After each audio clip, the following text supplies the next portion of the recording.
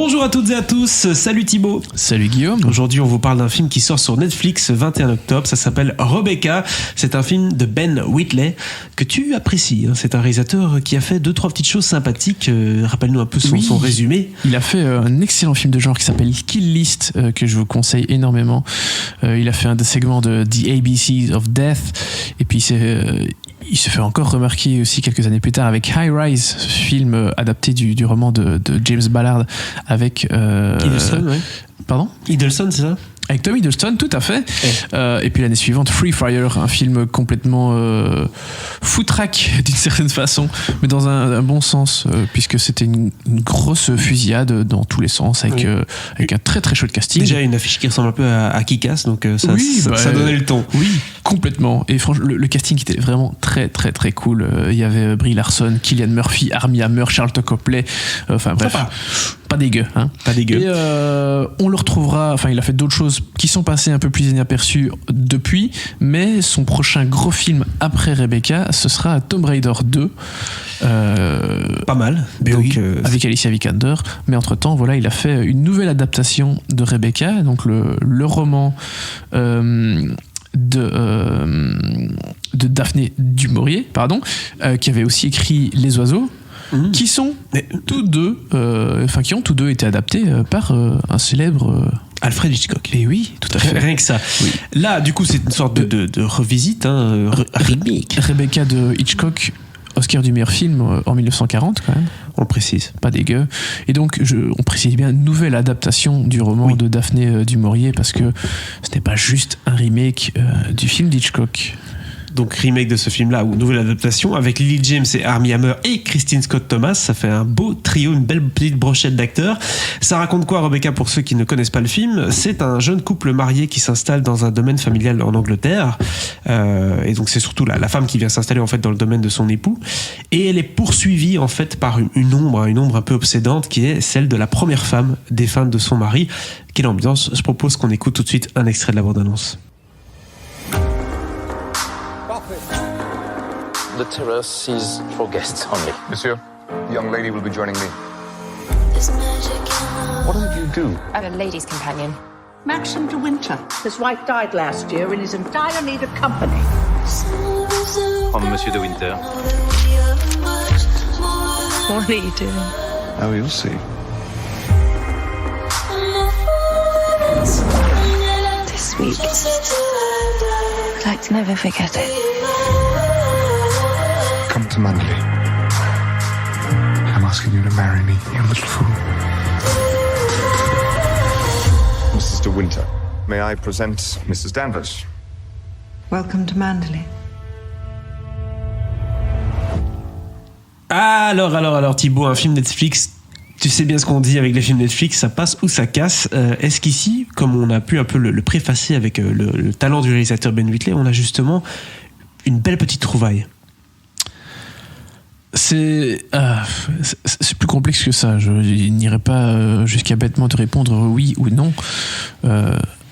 Tout n'est pas parfait et tout n'est pas dégueulasse non plus. Comme toujours. Je trouve que le film démarre plutôt bien que ce soit assez lent, ça prenne quand même beaucoup de temps. Mais j'aime bien l'introduction où les personnages de Lily James et de Armie Hammer vont se rencontrer, où le personnage de Lily James, donc Mrs. de Winter, est l'aide d'une dame, voilà. Et cette dame va rencontrer, c'est pas Mrs. de Winter, elle va devenir Mrs. de Winter, mais donc elle joue cette aide qui va rencontrer Monsieur de Winter, alors qu'ils sont à Monaco, je pense, à Monte-Carlo. Ça, c'est un peu plus classe de dire Monte-Carlo quand même. Oui, c'est plus ancien, c'est plus rétro. Tu sens les coccinelles, les trucs. Bref. Pourtant, s'ils savaient ce que Radio Monte-Carlo était devenu. Oui, c'est vrai. Qu'est-ce qui se passe ? On s'excuse pour cette critique qui commence très très mal. Alors oui, c'est très laborieux. À Monte-Carlo.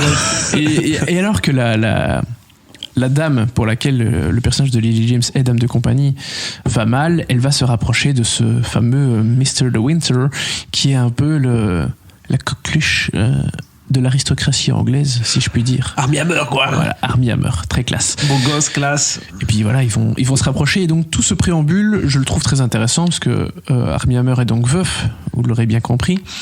Et puis il va se passer ce qui va se passer. Ils vont tomber amoureux l'un de l'autre jusqu'au point de se marier et de retourner dans le domaine de Winter.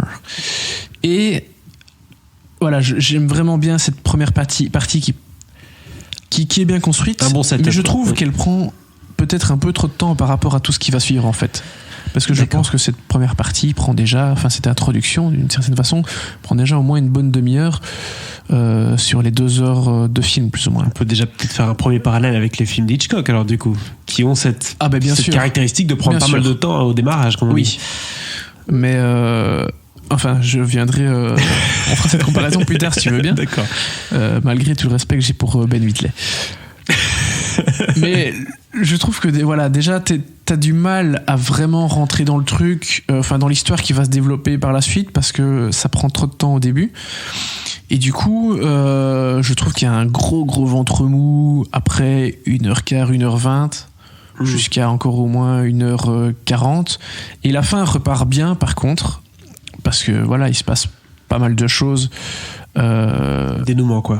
Oui, parce que voilà, il y a des incertitudes qui règnent autour de la mort de la première épouse de Maxime de Winter.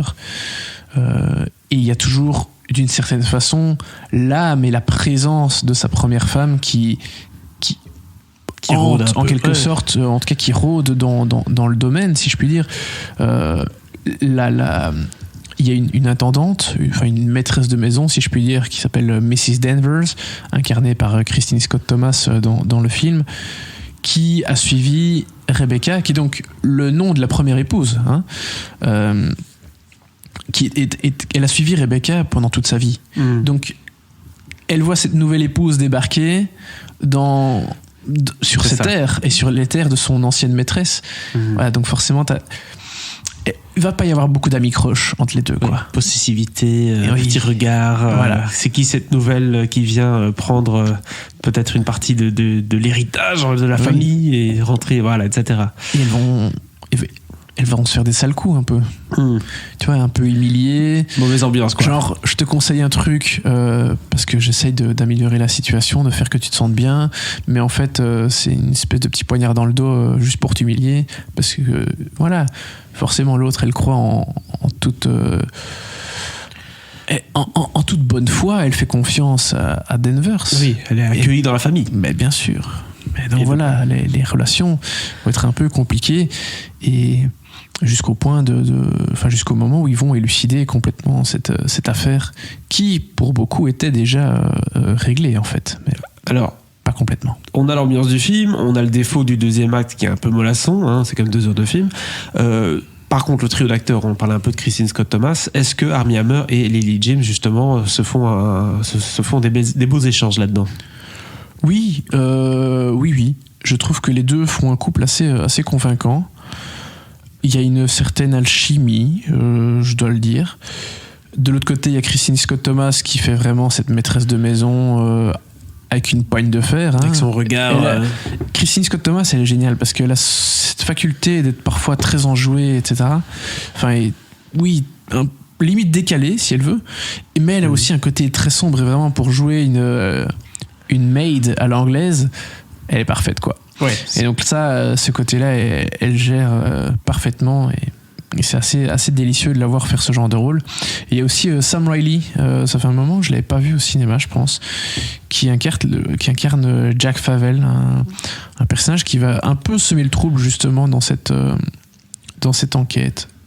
Enfin, qui va un peu relancer l'enquête d'une certaine façon. Enfin bref, je ne vous en dis pas plus pour ceux qui ne connaîtraient pas l'histoire.